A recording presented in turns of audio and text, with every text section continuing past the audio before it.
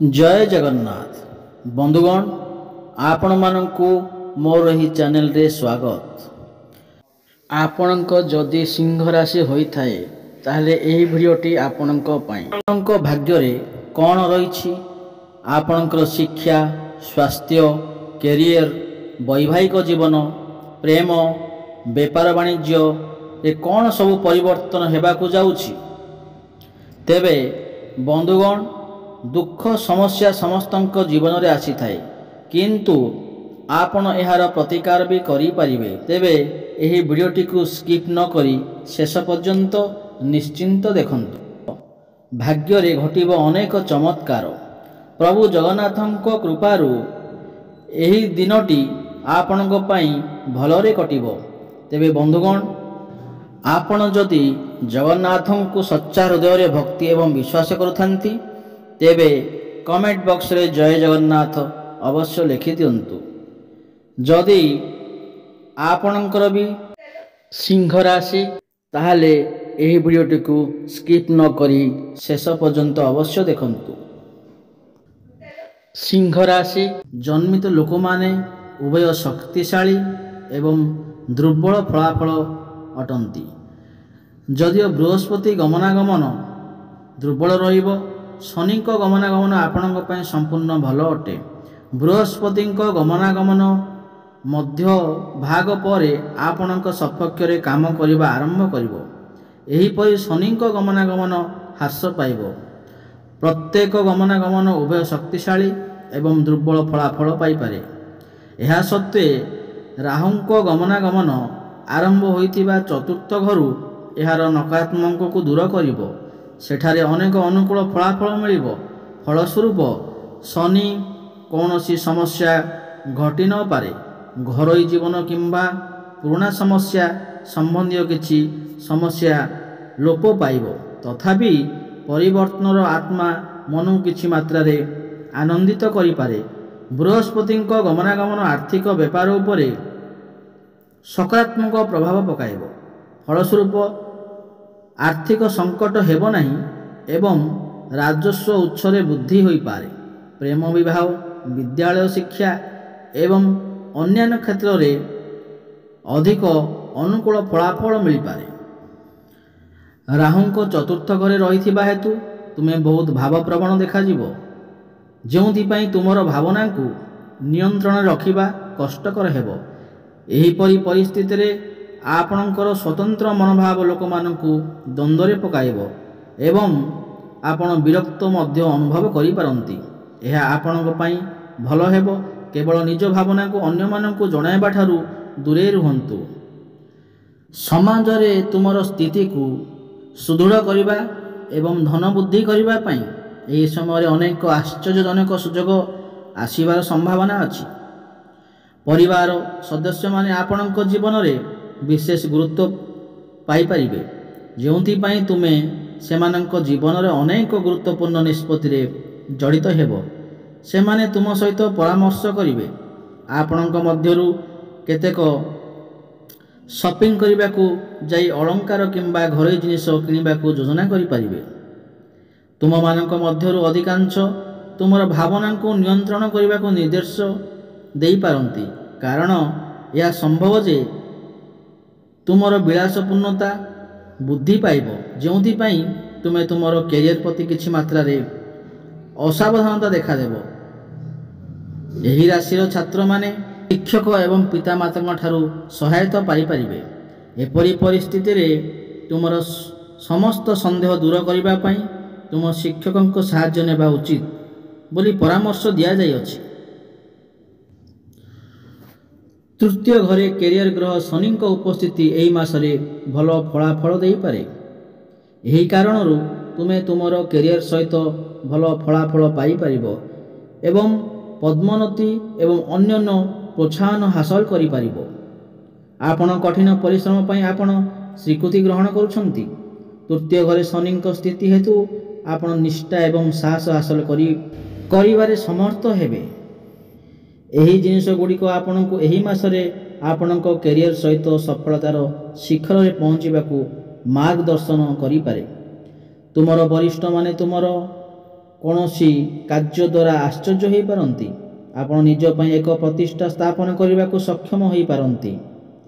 ଯଦି ଆପଣ ବ୍ୟବସାୟ କରୁଛନ୍ତି ତେବେ ଆପଣ ଭଲ ଲାଭ ହାସଲ କରିପାରନ୍ତି ଏବଂ ଆପଣଙ୍କ ପ୍ରତିଯୋଗୀମାନଙ୍କ ସହିତ ସମାନ ଭାବରେ ଏକ ଭଲ ଉଦାହରଣ ଭାବରେ ଛିଡ଼ା ହୋଇପାରନ୍ତି। ଏହି ମାସରେ ଆପଣ ଭାଗିଦାରୀ ବ୍ୟବସାୟ କରିବାରେ ମଧ୍ୟ ସଫଳ ହୋଇପାରନ୍ତି। ଏହି ମାସରେ ଆପଣଙ୍କର ପାଇଁ ଅଧିକ ଯାତ୍ରା ସମ୍ଭବ ହୋଇପାରେ। ଆପଣ ନେଟୱାର୍କିଂ ବ୍ୟବସାୟ କରିବାରେ ମଧ୍ୟ ସଫଳ ହୋଇପାରନ୍ତି ଏବଂ ଏତଦ୍ ବ୍ୟତୀତ ଆପଣ ନିଜ ବ୍ୟବସାୟ ପ୍ରତି ନିଜ ପାଇଁ ସୀମିତ ମାନ ସ୍ଥିର କରିବାକୁ ସମର୍ଥ ହୋଇପାରନ୍ତି। ବୃହସ୍ପତି ଷଷ୍ଠ ସ୍ଥାନ ଅଧିକାର କରିଥିବାରୁ ଆପଣଙ୍କ ସ୍ୱାସ୍ଥ୍ୟ ଏହି ମାସ ଆପଣ ଗଳା ସଂକ୍ରମଣ ଏବଂ ମେଦବହୁଳତା ଭଳି ସ୍ୱାସ୍ଥ୍ୟ ସମସ୍ୟାର ସମ୍ମୁଖୀନ ହୋଇପାରନ୍ତି। ମେଦବହୁଳତା ହେତୁ ଆପଣ ହୁଏତ ଅଧିକ ଓଜନ ହୋଇପାରନ୍ତି ଏବଂ ଏହା ଆପଣଙ୍କ ପାଇଁ ଏକ ହୋଇପାରେ ଏବଂ ଆପଣଙ୍କୁ କମ୍ ଆରାମରେ ରଖିପାରେ। କିନ୍ତୁ ଏହି ମାସରେ ଆପଣଙ୍କ ସ୍ୱାସ୍ଥ୍ୟ ସମ୍ବନ୍ଧରେ କୌଣସି ବଡ଼ ଘଟଣା ଘଟି ନପାରେ କାରଣ ଶନି ତୃତୀୟ ଘରେ ଅନୁକୂଳ ରଖିଛନ୍ତି। ଆହୁରି ମଧ୍ୟ ନିଜକୁ ଫିଟ୍ ରଖିବା ପାଇଁ ଧ୍ୟାନ ଏବଂ ଯୋଗ ଅନୁସରଣ କରିବା ଆପଣଙ୍କ ପାଇଁ ପରାମର୍ଶଦାୟକ ହୋଇପାରେ। ଚନ୍ଦ୍ର ସହିତ ବୃହସ୍ପତି ଷଷ୍ଠ ଘରେ ରଖିଯାଇଥିବାରୁ ପ୍ରେମ ଏବଂ ବିବାହିତ ଜୀବନ ସହିତ ଅନେକ ଫଳପ୍ରଦ ଫଳାଫଳ ହୋଇପାରେ ନାହିଁ।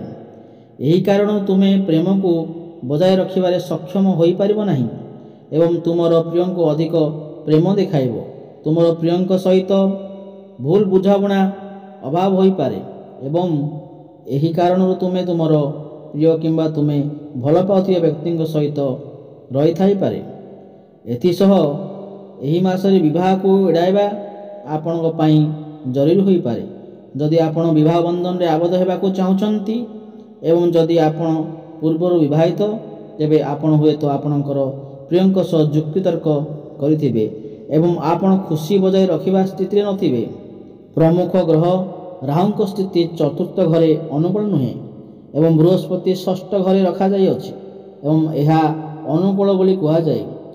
ଶନିଙ୍କୁ ତୃତୀୟ ଘରେ ଦ୍ୱିତୀୟ ଏବଂ ତୃତୀୟ ଗୃହ ପ୍ରଭୁ ଭାବରେ ରଖାଯିବା ଜାରି ରହିଛି ଏବଂ ଏହା ଅତ୍ୟନ୍ତ ଅନୁକୂଳ ବୋଲି କୁହାଯାଏ।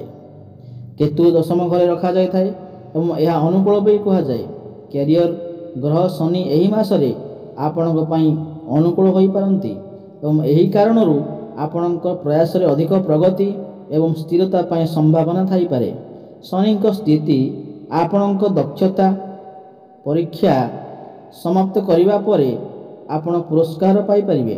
କେତୁ ଅବତରଣ ସ୍ଥାନ ଦଶମ ଘରେ ରଖାଯିବ ଏବଂ ଏହି କାରଣରୁ ଆପଣ ଅଧିକ ପ୍ରଗତିର ବିକାଶ କରିପାରନ୍ତି ଏବଂ ଆପଣଙ୍କ କ୍ୟାରିୟର ସହିତ ବିଦେଶରେ ଅଧିକ ଯାତ୍ରା ମଧ୍ୟ ଯୋଗ ବନୁଅଛି। ତୁମର କ୍ୟାରିୟର ସହିତ ତୁମର ଜ୍ଞାନ ବଢ଼ିପାରେ ଏବଂ ତୁମେ ଏହି ମାସରେ ନୂତନ ଜିନିଷ ଶିଖିବାକୁ ଏବଂ ତୁମର ବୁଦ୍ଧି ବଢ଼ାଇବାକୁ ସମର୍ଥ ହୋଇପାରିବେ। ଏହି ମାସ ଆପଣଙ୍କ ଜୀବନ ପାଇଁ କିପରି ହେବ ଏବଂ ପରିବାର, ବୃତ୍ତି, ସ୍ୱାସ୍ଥ୍ୟ, ପ୍ରେମ ଇତ୍ୟାଦି କ୍ଷେତ୍ରରେ ଆପଣ ନିଶ୍ଚିନ୍ତ ଭାବରେ ଉନ୍ନତି କରିବେ। ବୃହସ୍ପତି ଷଷ୍ଠ ଘର ଦାଖଲ କରୁଥିବାରୁ ଏହି ସମୟ ମଧ୍ୟରେ ଆପଣଙ୍କ ପାଇଁ ଟଙ୍କା ପ୍ରବାହ ଭଲ ସ୍ଥିର ହୋଇନପାରେ।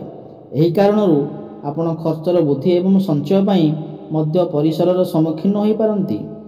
ପ୍ରତିଶ୍ରୁତି ହେତୁ ଆପଣଙ୍କୁ ବ୍ୟାଙ୍କ କିମ୍ବା ଜଣାଶୁଣା ଉତ୍ସ ମାଧ୍ୟମରେ ଅନ୍ୟ ବ୍ୟକ୍ତିଙ୍କ ଠାରୁ ଋଣ ନେବାକୁ ପଡ଼ିପାରେ ଏବଂ ଏହା ଆପଣଙ୍କୁ ଅସୁବିଧାରେ ପକାଇପାରେ।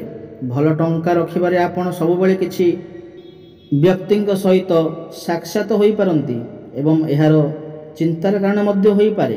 ପରିବାର ଏବଂ ବନ୍ଧୁଗଣ ପରିବାରରେ କମ୍ ସୁଖ ରହିପାରେ ଏବଂ ଏହି ମାସରେ ଆପଣଙ୍କ ପରିବାର ସଦସ୍ୟଙ୍କ ସହିତ ଭଲ ସମ୍ପର୍କ ସମ୍ଭବ ନୁହେଁ। ଆପଣ ହୁଏତ ଆପଣଙ୍କ ପରିବାର ସଦସ୍ୟଙ୍କ ସହିତ ବନ୍ଧନ ବଜାୟ ରଖିବା ସ୍ଥିତିରେ ନାହାନ୍ତି ଏବଂ ମୂଲ୍ୟବୋଧ ଆପଣଙ୍କ ପରିବାର ସଦସ୍ୟଙ୍କ ସହିତ ହଜିଯାଇପାରେ। ସମନ୍ୱୟର ଅଭାବ ହେତୁ ଆପଣଙ୍କ ପରିବାର ଲୋକଙ୍କ ସହିତ ଯୁକ୍ତିତର୍କ ହେବାର ସମ୍ଭାବନା ବନୁଅଛି। ଫଳସ୍ୱରୂପ ଆପଣ ନିଜ ପରିବାର ସଦସ୍ୟଙ୍କ ସହିତ ଖୁସି ହରାଇ ପାରନ୍ତି। ତେବେ ଆସନ୍ତୁ ଜାଣିବା ଏହାର ପ୍ରତିକାର। ଗୁରୁବାର ଦିନ ଗରିବ ଲୋକଙ୍କୁ ଖାଦ୍ୟ ଦାନ କରନ୍ତୁ ଏବଂ 108 ଥର ଓମ୍ ଗୁରୁଭ୍ୟେ ନମଃର ଜପ କରନ୍ତୁ। ଗୁରୁବାର ଦିନ ବୁଦ୍ଧ ବ୍ରାହ୍ମଣଙ୍କୁ ଖାଦ୍ୟ ଅର୍ପଣ କରନ୍ତୁ।